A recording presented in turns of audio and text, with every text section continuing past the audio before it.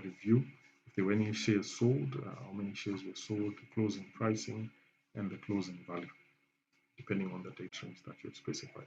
So this is a report that can be generated based on a particular date range, as well as for a specific counter, or also for a specific client. So these are some of the sample transactions that we have within the system under the equity reporting. So that's an overview you're able to book and live. Then we've got the property module. The property module, you're able to define or set up reference information such as the holding type of the properties, whether it's direct holding or indirect. You're also able to classify or categorize your properties. Again, information has to be confirmed or approved once booked. And once you have defined or set up the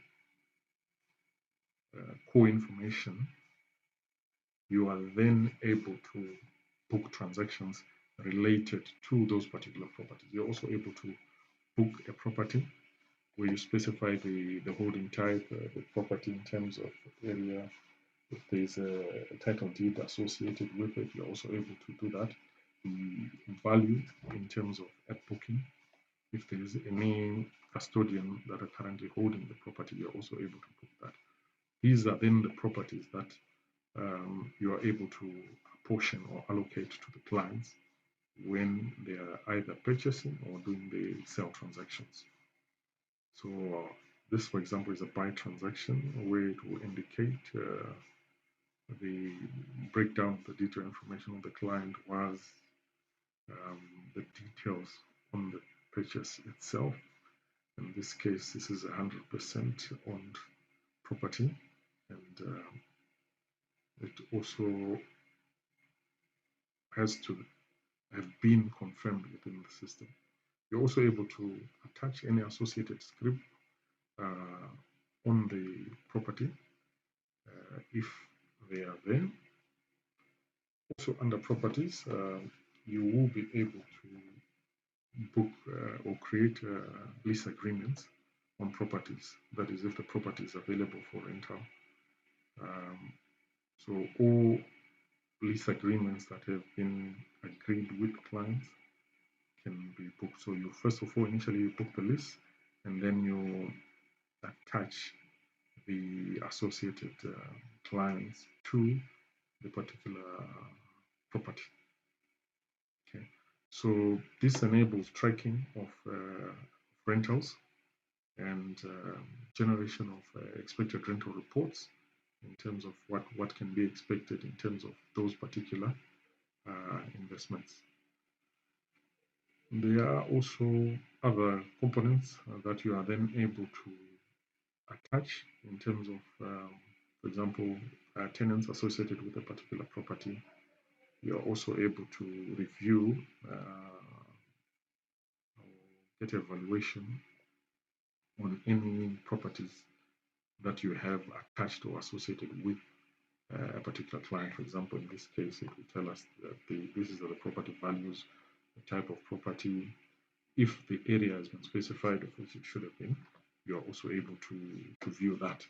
So you are able to get a detailed breakdown on those. You are also able to generate dividends in terms of any properties that you have. You're also able to review expected rental income based on any lease agreements that you have booked. Under loans, you're able to define the different types of loans, whether it's amortizing, whether it's a bond loan or commercial property paper. You are able to also attach or associate different securities onto the loan, depending on the agreement that was done with the client. So you're able to set that up. You are also then able to define whether the interest rates are fixed or it's floating, which can be attached to any loan that you have. So if it's floating, that means you have the option of during the course of it running to be able to change that. So when you set up a loan, you are able to define the period for which it will run for, the number of repayments per year, the type, whether it's amortizing or not, if there's any grace period from which the clients will then pay going forward. You're also able to have that. Again, once a loan has been booked, you are able to, should be able to approve. The system also facilitates for tracking of repayments that have been done, and subsequently repayment schedules and repayment reports. Under consolidated reporting, we're looking at an overview of the critical information that we have in terms of investments that we have running. This is where you're able to view for define investment policy depending on the asset type, provide guidelines that have been agreed with the client, and allocate accordingly, so that you are then able to have a review, ensuring that any investments that have been booked are within the agreed investment policy with the client. So, and these can be for a period, and then you can review and create an updated version of that. For example, in this case, fixed deposit investments will be 30%, and equity investments will be 70%.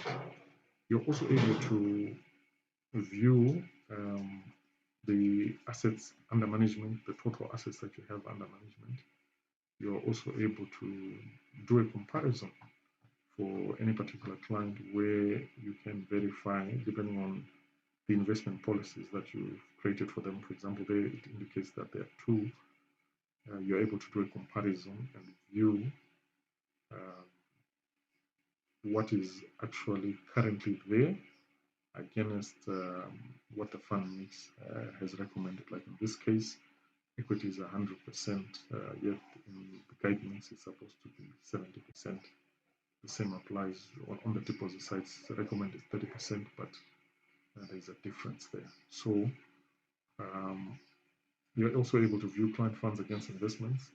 Client funds against investments enables the institution to be able to verify all the clients that they currently have, what funds are sitting in their accounts against the different asset investments that they've done, so that you can confirm that you have not over invested or under invested on behalf of the client. So if there's a difference there, that means that there's a gap between the funds available and what has actually been invested for clients. So if you look at the second line there, those clients have not yet been invested. So they've got funds available, but none of which have yet been invested.